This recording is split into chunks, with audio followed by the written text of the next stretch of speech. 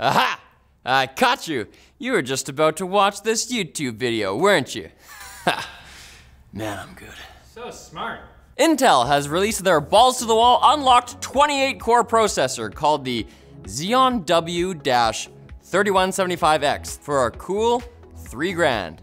The chip also supports hyper-threading, so it has a full 56 threads, with the cores running at a peak frequency of 4.5 gigahertz, making this, on paper at least, Intel's biggest and fastest chip ever. And it's also got hexa-channel DDR4 support, up to 192 gigabytes worth. Now, obviously, the W3175X isn't meant for consumers like you and me, but rather for, in Intel's words, select highly threaded and computing-intensive applications like architectural and industrial design and professional content creation.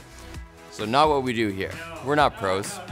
And for, I guess, super rich people who can afford to buy a single processor for the same price as an overpowered gaming rig. But can you really put a price on a processor? You can.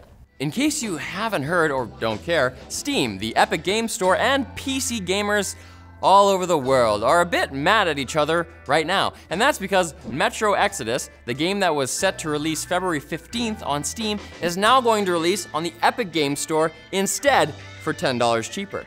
Existing pre-orders will be delivered through Steam, and it is technically a timed exclusive, so it could return to the Steam store in a year's time, for example, but the whole thing has left a bit of a sour taste in everyone's collective mouth. The game's developer, THQ Nordic, tweeted that the decision to switch was made by their publisher, Koch Media, and they had no say on the details or timing of the deal with Epic Games. Valve has said that they think the move was unfair to consumers, and most gamers seem to agree. But Epic Games is making the case that timed exclusives are good for the industry, and that it's not healthy for Valve to operate without any real competition. And they have a point, but there's gotta be a better way to do this other than stealing a game right from under its release date. Not like this, Epic. Not like this. And Facebook, surprise, is back in the news again for what else? Breaches of privacy. Except this time, the company was paying people in exchange for collecting their info. Facebook has admitted to paying users from the age 13 to 35 up to $20 a month, plus referral fees, to install an app called Facebook Research on both iOS and Android. As part of Facebook's Project Atlas initiative, the app would decrypt and analyze users' phone activity and would even ask them to screenshot their Amazon order history page.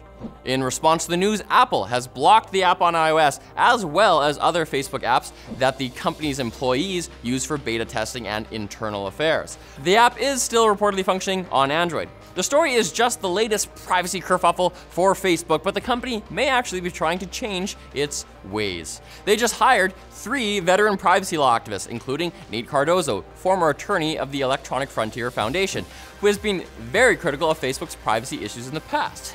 Bold move. Maybe he'll turn the Facebook ship around, or he's on a secret mission to destroy the company from the inside. Godspeed, Cardozo. Godspeed. Now it's time for Quick Bits, brought to you by Linus, I guess. And now it's time for Bat Quacks, brought to you by Eero. Dead spots, slow spots, and buffering can make your home Wi-Fi suck. And then you end up thinking about your Wi-Fi instead of the hilarious and informative YouTube video that you were trying to watch. Well, Wi-Fi doesn't have to suck with Eero. It seamlessly blankets your home in fast, reliable Wi-Fi, and the new 2nd generation Eero and Eero beacons support tri-band with more range and twice the speed to let you do more with your Wi-Fi. And with an Eero Plus subscription, Eero can check the sites you visit against a database of millions of known threats to protect your home from malicious and unwanted content without slowing anything down.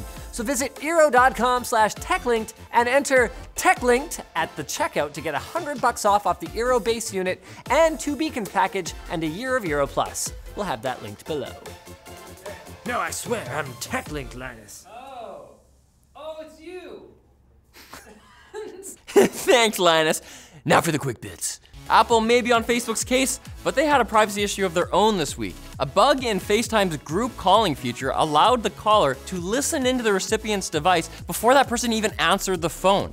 The bug was apparently in the wild for at least a week before Apple shut down the group calling feature while they fixed the problem. And one lawyer has even sued Apple because the bug allowed someone to listen in on a confidential call with a client. It just goes to show parties can be fun if all the guests who are invited actually get let into the party. You just talk to them through the door. If you're having a party and then other people are like, hey, I can hear what you're saying. You're having a party, they're invited, they knock on the door, you stand by the door and listen to them banter in the hall. No, you're the guy having the party. Last week, Xiaomi gave a sneak peek at a double folding phone that it's developing, but now a patent from Intel has emerged showing a similar design. Unlike the Xiaomi device, Intel's would consist of 3 equally sized portions, so the device could be folded into a triangle, or a mini laptop kind of situation.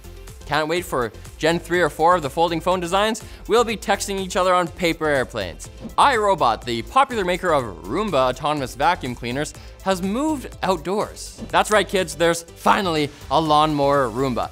It's actually called the iRobot Terra Robot Mower, and it will use technology called Imprint Smart Mapping to make sure it only cuts up your grass. No free rides. And even if it does go over your cat by accident, who needs a cat when you've got Roombas? Way more useful and just as cute. I don't know about that, James. Never rub your face on a lawnmower? They'll purr. GoPro has added the ability to store unlimited amounts of uncompressed video footage with their GoPro Plus online service.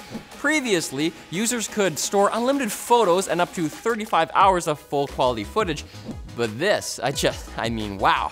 This is just a whole new level at Holy Toledo. Oh my goodness. Wowie. And Amazon is looking to soothe the anger of New York City citizens about the company's new headquarters in the city.